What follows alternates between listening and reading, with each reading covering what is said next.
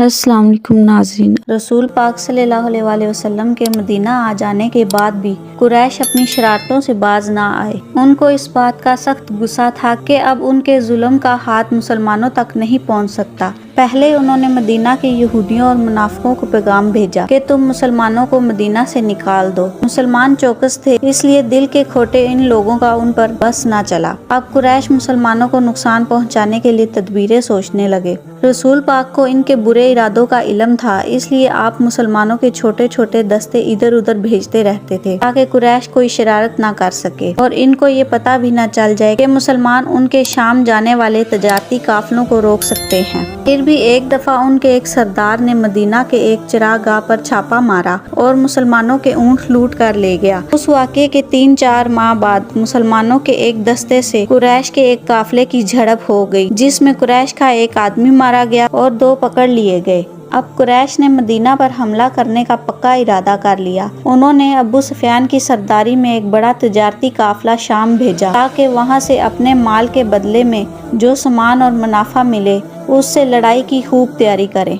जब ये काफिला शाम से वापस आ रहा था, मुसलमान उनको रोकने के लिए निकले। मक्का वालों को जब खबर मिली तो उनके 1000 बहादुर बड़े साजो सामान के साथ काफिले की मदद के लिए रवाना हुए। काफिला तो बचकर निकल गया, लेकिन कुरैश का लश्कर मदीना की तरफ बढ़ता ही चला गया। मदीना से तकरीबन 80 मील दूर जुनूब मगरिब की तरफ बदर के मुकाम पर उनका सामना मुसलमानों से हुआ। कुरैश की फौज के पास 700 ऊंट, 100 घोड़े और बेशुमार हथियार थे और मक्का के बड़े बड़े सरदार और नामी बहादुर उस फौज में शामिल थे। उधर मुसलमान सिर्फ 313 थे। पूरे लश्कर में 2 या 3 घोड़े थे और 70 सवारी के ऊंट। फिर बहुत से मुसलमानों के पास पूरे हथियार भी नहीं थे, मगर उनके ईमानी जोश का ये हाल था कि रास्ते में जब रसूल पाक ने उनकी राय ली तो हजरत मकदाद ने उठकर कहा, या रसूल अल्लाह, हम मूसा अलैहिस्सलाम की कौम की तरह नहीं कहेंगे कि तू और तेरा रब जाकर लड़े। हम तो यहीं बैठे हैं। खुदा की कसम, जब तक हमारे दम में दम है, हम आपके दाएं लड़ेंगे और बाएं लड़ेंगे, आगे लड़ेंगे और पीछे लड़ेंगे।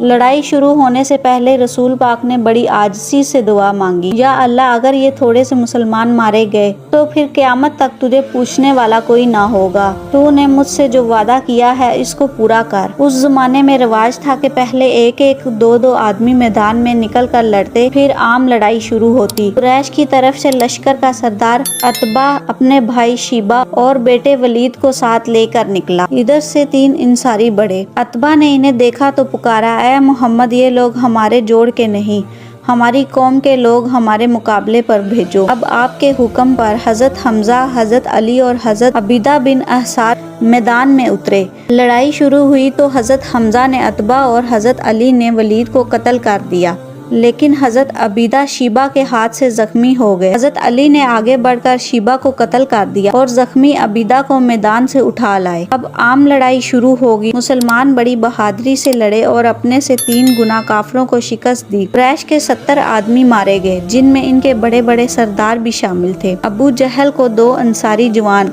माज और माउज ने ढूंढ कर कत्ल किया, क्योंकि उन्होंने सुना था कि वो रसूल पाक को गालियां देता है। 70 आदमियों को मुसलमानों ने कैद कर लिया। उन कैदियों को उन्होंने बड़े आराम से रखा। जो कुछ घर में पकता उनके सामने ला रखते और खुद खजूरें खाकर गुजारा कर लेते। दौलतमंद कैदियों को उनके रिश्तेदार एक खास रकम, जिसे फिदिया कहा जाता है, देकर छुड़ा ले गए। पढ़े लिखे गरीब कैदियों से कहा गया कि वो 10-10 मुसलमान बच्चों को पढ़ाना लिखाना सिखा दें तो उन्हें छोड़ दिया जाएगा।